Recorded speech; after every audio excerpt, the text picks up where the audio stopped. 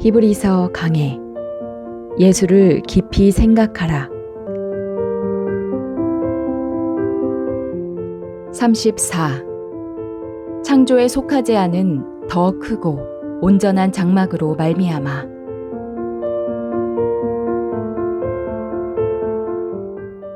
첫 언약에도 섬기는 예법과 세상에 속한 성소가 있더라.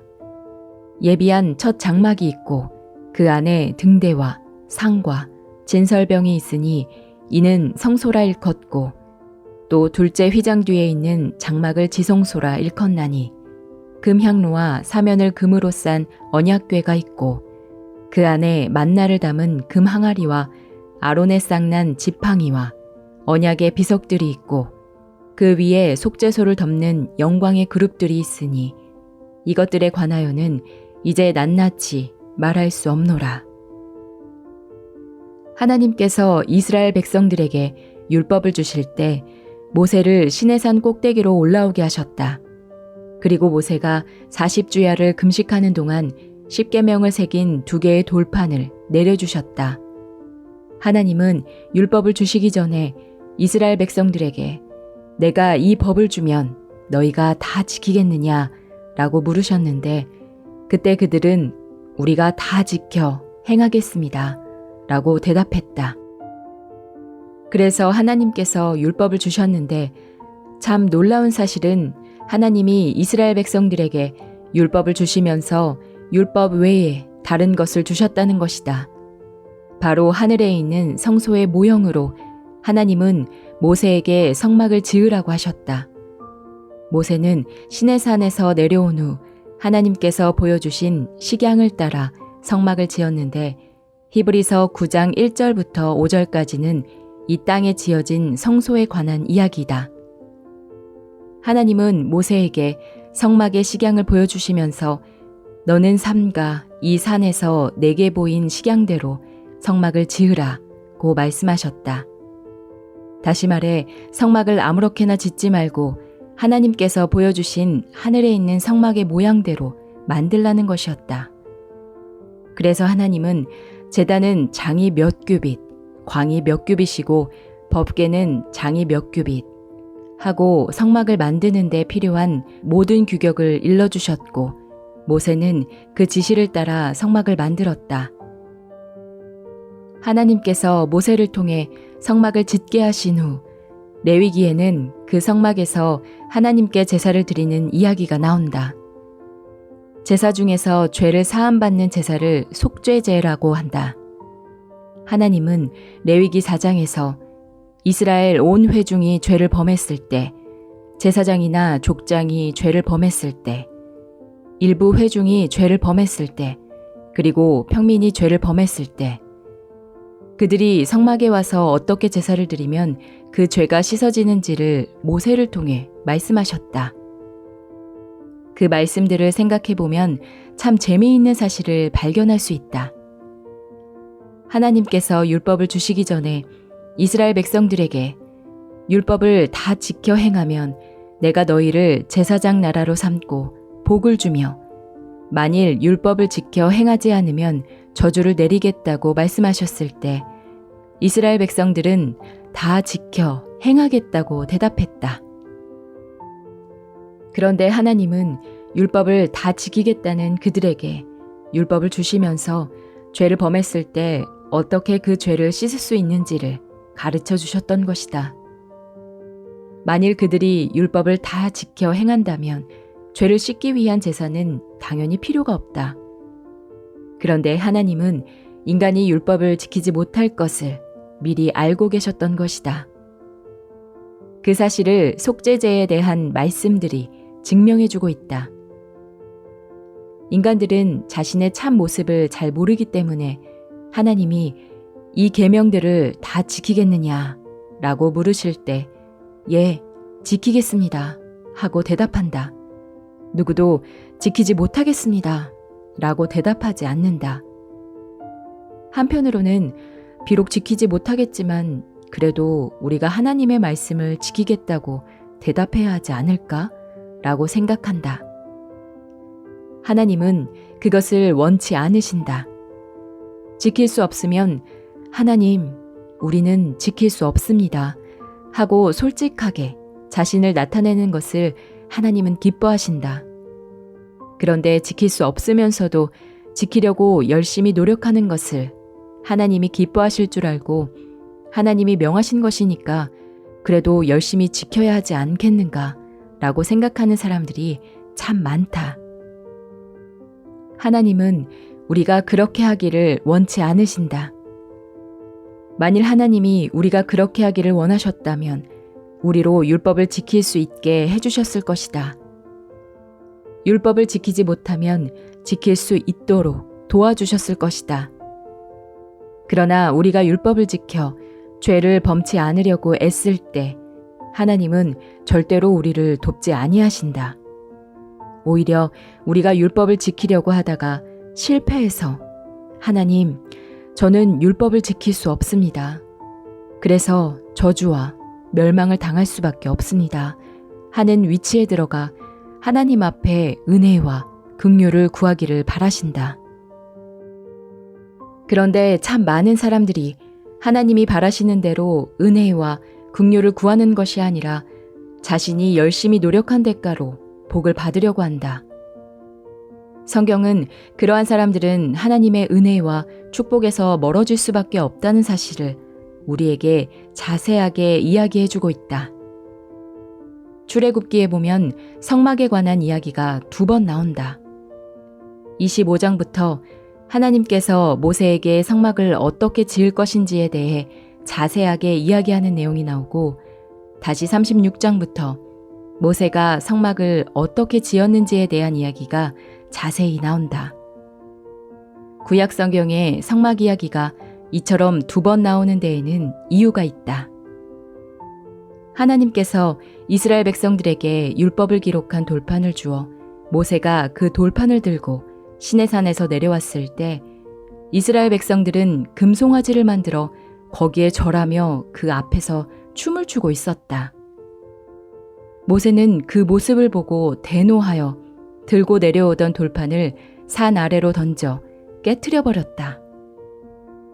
그 후 하나님은 모세에게 처음 것과 같은 돌판을 만들어서 시내산으로 올라오게 했고 모세는 시내산에서 40일을 또 있으면서 십계명이 새겨진 돌판을 다시 들고 내려왔다. 하나님이 율법을 2번 주셨던 것이다. 이처럼 첫 번째 주신 율법의 돌판이 깨진 후 다시 율법이 내려왔기 때문에 율법을 어긴 죄를 사함받는 길인 성막에 관한 이야기 역시 2번 나와야 한다.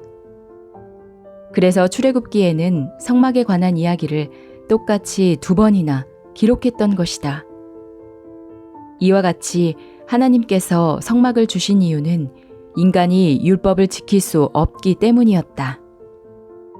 만일 율법을 지킬 수 있었다면 하나님은 결코 우리에게 성막을 주시지 않았을 것이다. 성막은 더러운 죄를 지었을 때 그 죄를 사함받는 데 필요한 것이기 때문이다. 우리는 예수 그리스도의 십자가의 보혈로 죄 사함을 받는다. 그런데 십자가의 보혈이 어떻게 우리 죄를 사하는가? 구약 성경에 보면 이스라엘 백성들과 제사장이나 족장들 그리고 평민이 죄를 지었을 때마다 그들은 피를 가지고 하나님의 제단 앞에 가서 단불에 그 피를 발랐다. 그리고 법궤에 바르고 속죄소 위에 뿌렸다. 그처럼 속죄 제사가 행해짐으로 그들은 죄 사함을 받았다.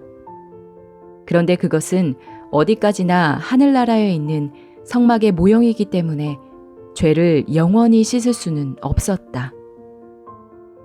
이 땅에 있는 성막과 똑같은 성막이 하늘나라에 있다. 이제 우리가 하나님 앞에서 죄 사함을 받으려면 하늘나라에 있는 성소에 들어가서 피를 뿌려 죄를 속해야만 한다.